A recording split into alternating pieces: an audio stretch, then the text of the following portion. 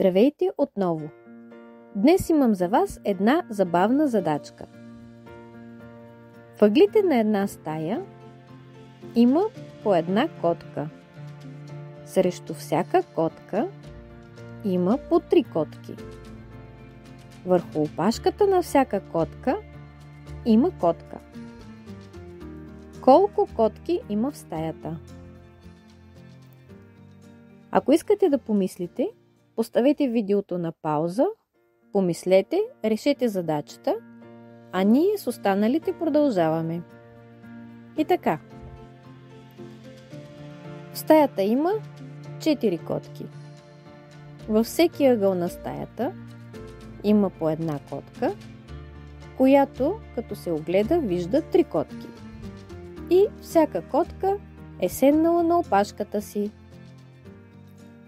Ако ви е харесало видеото, дайте лайк, абонирайте се за канала и ударете камбанката. До нови срещи!